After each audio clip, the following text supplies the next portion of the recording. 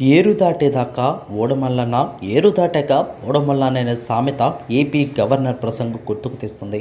చంద్రబాబు పాలన మాత్రం ఆహా ఓహో, జగన్ పాలన చిచ్చి అనేలా గవర్నర్ ప్రసంగం సాగింది.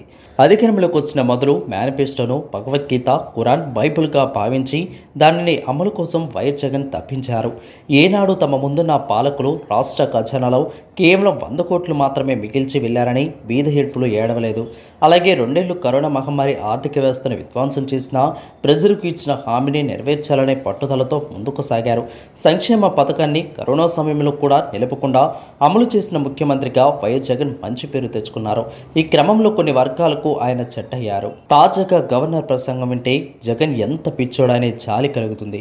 చంద్రబాబు సర్కార్ ప్రజలకు గవర్నర్ ప్రసంగం ద్వారా ఇచ్చిన సంకేతం, సారాంశం ఏంటంటే, అయ్యల్లారా అమ్మల్లారా, ఆర్థిక రాష్ట్ర పరిస్థితి అత్యంత అధ్వానంగా ఉంది. తామిచ్చిన హామీలన్నీ ఇప్పట్లో అమలు చేయలేం. కావున తమ ప్రభుత్వం నుంచి ఏమీ ఆశించకుండా సహకరించాలి.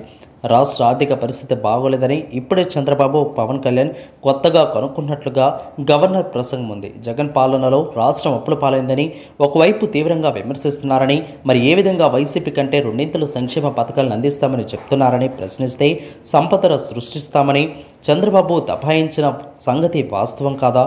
మీరేమంటారు? పవన్ను ప్రశ్నిస్తే, అవును, బాబు పరిపాలన అనుభవం ఉన్న విజనరీ నాయకుడని, ఆయన చెప్పింది చేస్తారని, మేనిఫెస్టో అమలు బాధ్యతను తామిద్దరం తీసుకుంటామని ఇదే పవన్ కళ్యాణ్ కోతలు కోశారు. సీన్ కట్ చేస్తే కూటమికి అధికారం దక్కింది. ఇప్పుడేమో హామీలు లేవు, ఇప్పట్లో అమలు చేయలేమని, కావున ప్రజలు అర్థం చేసుకోవాలని బుకాయింపు మాటలు మాట్లాడారు.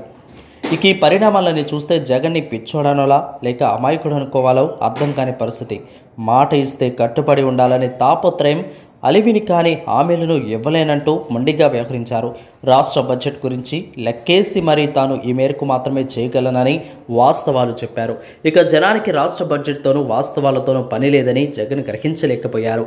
జనానికి ఏమిస్తామనేది ముఖ్యమని ఆయన గుర్తించలేక చేతుల అధికారాన్ని పోగొట్టుకున్నామని వైసీపీ నేతలు వాపోతున్నారు.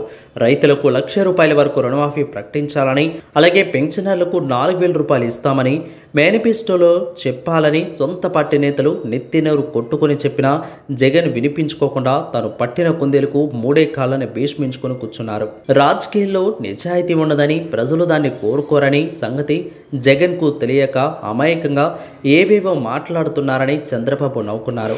ఏం చెబుతామన్నది కాదు, ప్రజల్ని నమ్మించేవారే విజేతలుగా నిలుస్తారని పసిగట్టిన చంద్రబాబు చివరకు అదే పంతాను అనుసరించి అధికారాన్ని దక్కించుకున్నారు. జగన్ మాత్రం పిచ్చి మాటలతో ప్రతిపక్ష హోదాను కూడా దక్కించుకున్నంత దయనీయ స్థితిలో పడిపోయారు. కూటమిని ఎన్నుకున్న ప్రజలకు అర్థం చేసుకోవడం మినహా చివరికి మిగిలింది గుడ్డు సున్నా. రాజకీయంగా ఎప్పుడైనా ఓటర్లు బోడిమాలననే అని నిరూపించిన చంద్రబాబును తప్పక అభినందించాలి.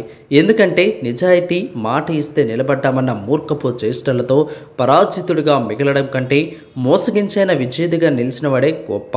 చరిత్ర ఎప్పుడు విజేత రాసిందే అవుతుంది.